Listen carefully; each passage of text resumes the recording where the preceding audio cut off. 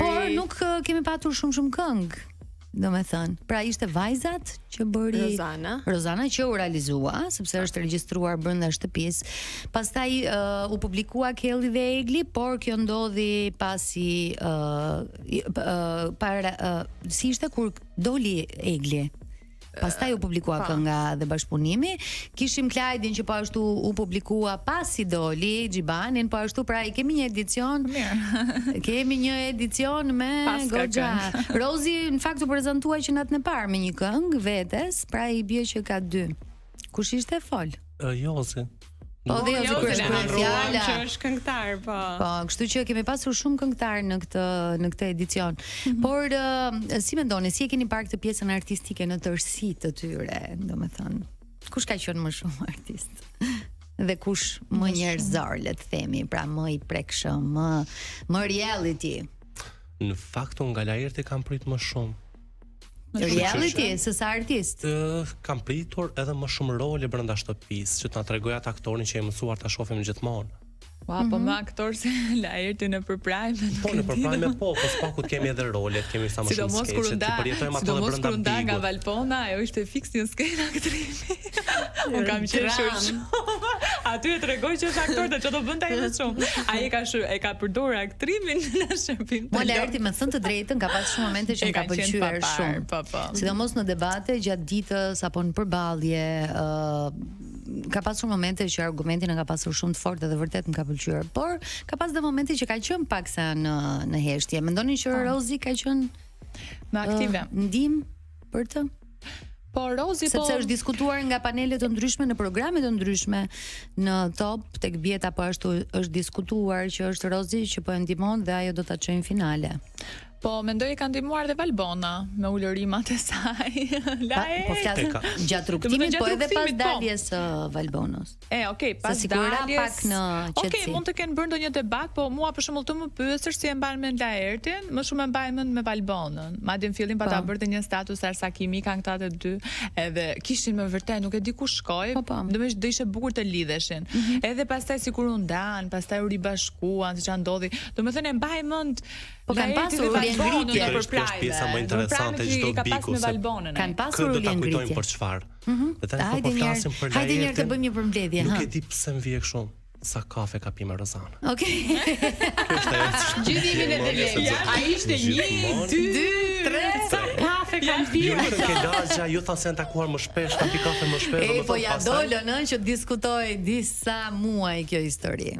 Ishte shumë interesante. Unë thash ai nuk diti ti përshtatej lojës së Rozanës, se për ndryshe do ishte shumë e bukur. T'ju them një sekret, ndoshta dhe e keni parë, por kur intervistova Laertin si finalist ditën e diel, më njëherë pas Prime-it, dhe po fliste shumë sinqerisht, ishte i qetë, i lumtur sigurisht që ishte në finale dhe tha, të them të drejtën, tha, unë javët e para nuk e kuptoja fare se ç'a bëj këtu. Do me thënë, flisja me dikë dhe bisedoja dhe në Prime ti kështu ti ashtu e thoja. Po sikur më tha ndryshe, se nuk e kuptoja si funksiononte tamam. Do të thënë, e pranoj dhe vetë që ju deshën disa javë që të hynte dhe të kuptonte. Problemi i tij ishte që nuk e kishte ndjekur më parë, pra me rigorozitet apo ta studionte si format. Kështu që duhet shkosh dhe i përgatitur në luftë apo jo, Exon. Pra un kam pritur që Laerti do i futet kokë këmbë. Kam thënë se çdo kush do ketë ballafaqimin shumë të vështirë me të. Dhe pastaj, po kush ishte sipas teje shumë i përgatitur për këtë lojë, për këtë luftë? Për këtë luftë Rozana, që në momentin kur hyri, kisha përshtypjen se ishte përgatitur edhe Gerta, po mdoli jashtë pritshmërive. Po përse Gerta doli jashtë pritshmërive? Si ishte e fortë? Ne vedim se Bigu kërkon dinamika tuat, nëse ja tani po flasim se për çfarë do mbahen mend. Ti duhet krijosh patjetër dinamikat e tua që të mbash mend. Okej, Gerta do e mbaj mend për atë hedhjen e gotës me shampanjë që ishte kundrejt Xhestit. Nuk është se kishte ndonjë gjë tjetër. Ka pasur dhe debate të forta me Rozanën, kështu që ka qenë prezente. Në rastem të nxjerrim një pikë ka qenë prezente. Me thënë të drejtën. Është munduar shumë, me thënë drejtën, duke marrë parasysh se nuk është e lehtë ta bësh Big Brotherin si nënë e dy fëmijëve, që automatikisht je off në romanca. Dhe Gerta në fakt ka pasur goxha pëlqyeshmëri në publik. Po, sepse ti je si më thënë, domethënë je edhe pak në dizavantazh, sepse nëse ti je i ri e pa angazhime si Loredana, si Jozi, si këto dhe këto i shpëton një romancë, çfarë mund ta shpëtojë një nënë me dy fëmijë? Një lojë fort, një lojë zgjuar, kështu që është për të vlerësuar shpesh herë në lojë. Që ajo është munduar. Pra, do me thënë, ka bërë çfarë ka pasur ajo në dorë për të bërë, si lojtari, se që do bënte më shumë. Tani, le ti kthehemi pak finales në tërësi. I gjithë koncepti i kësaj finaleje, do me thënë, është komentuar shumë mirë, surprizat kanë qenë bukura. Ju si e pa, do me thënë, a kishte detaje të cilat vërtet të shkundnin dhe të tregonin që hej, pas 4 muajve kjo është finalja që duhej. Po ishte fantastike si finale, në fakt. Ishte dhënë një organizim shumë, do më thënë, të një niveli e vërtet shumë lartë, ka pëlqyer shumë, ka shijuar shumë. Unë isha shumë dakord me finalistët, nuk jam nga ai grupi që mendonte që duhet shkonte Gerta, po, unë mendoj që Egli meritonte për gjithë sakrificën që ka bërë për Big Brother dhe mendoj që ishte pak më lartë në krahasim me Gertën, kështu që finalistët ishin të durit. Jo fikse durit, ndoshta do ta kisha ndruar lajërtin me Gertën. Këtë zaventsim do ta bëja. Ky do ishte një zëvendësim jemi të dy në një mendje këtu? Po, ndoshta kjo. Por për sa i përket surprizave dhe gjithave, çdo finale e Bikut tregon që çfarë do lloj gjëje që të ndodhi në lojë, në fund fare çdo gjë do mbetet aty. Do kujtojnë vetëm momentet e bukura. Do kujtojnë momentet e bukura dhe pikërisht kjo ishte edhe mesazhi pak a shumë i gjës që u mor. Do me thënë, edhe me Eglin e cila ka pasur ndoshta një nga rrugtimet më të përfolura, në fund të ditës, mamaja sa erdhi dhe i tha jam krenare për ty, dhe kjo tregon që është fitoria më e madhe. Pra, kur prindrit pas çfarëdo lloj rrugtimi të bësh në jetë, të thonë që jam krenar për ty. Për shembull. Është mesazh shumë i bukur. Ajo që tek finale e këtij Bikut ishte sepse krahasim me biget e tjerë, këtë rast patëm që gjithë secili e përshkroi atë rrugtimin e tij brenda Bikut. Dhe kështu që arritëm ta përjetojmë edhe një herë nga e para dhe të shohim me të vërtetë se kë kemi finalist. Ju tregojmë edhe publikut se këta janë finalistë të cilët ju i keni përgjedh. Jo se për shembull në krahasim me herat e tjera që kemi pasur finalistët, okay, rrugtimi tregoi, mirë po jo nga goja e tyre. Këta këtë radhë bën përshkrimin e rrugtimit të tyre vet. Edhe të vërtetën fakt më pëlqeu edhe poezia e Eglit. Ishte goxha e lezetshme. Edhe Egli në fakt ka qenë goxha kreative. Rozana pa ashtu ka krijuar, ka pasur frymëzim. Kemi pasur. Pasi i më mësuar të presim gjithmonë nga Rozana. Po, është e vërtet. E di çfarë presun tani të bëhet ajo kënga mes Eglit dhe Gjestit, një këngë që është bërë shumë virale, që e kanë kënduar të dy. Nuk e mora vesh se publikuan gjatë qëndrimit, të kisha preferuar shumë, po ajo ka marrë tash më xhirën e rrjetit edhe ma kujto pak Pamel prit se më vjen gjithmonë më princesh. Si melodi, po nuk po më vjen fjalët. Nuk po më zen zemra jem. Po, ishte shumë bukur. Por që nuk realizuan brenda dhe mendoj që ndoshta tani do të nisin dhe bashkëpunime. Si shikoni tani të ardhmen? Përfundoi një edicion i 4 i suksesshëm, si shihni? Jo vetëm finalistët, se besoj kanë përfituar të gjithë banorët. Loredana po tregohet një personazh goxha shumë i lezetshëm. Tani që ka dalë, po. Po. Në fakt edhe përpara se dilte, gjatë qëndrimit sa javë të fundit kur ishim akoma tek çerek finale, unë kisha frikën se po sikur të ndodhi një terslik se nuk i dihet është big ky, dikush mund dali nga vetvetja, dali dikush me zartëzi apo ndonjë gjë. Unë e kam parë në mesin e finalistëve.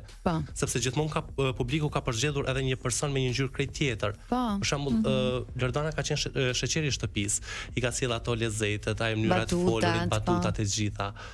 Kështu që do të jetë një personazh i cili do vazhdoj akoma pëlqejet nga publiku. Dhe mund të ketë ndoshta dhe sukses në pjesën e marketingut, modelingut. Ku i diet. Tjetër? Kush do ketë sukses? Këngëtarët do fillojnë sigurisht të prodhojnë këngë. Sukses do kenë të gjithë tani që është do në fillime, por kujt do t'i zgjasë më shumë, do thoja. Duhet të dinë ta menaxhojnë, kam përshtypjen. Mendoj që qoftë edhe i fundit apo i parja i cili del nga Bigu asnjëherë nuk del humbës. Po, patjetër.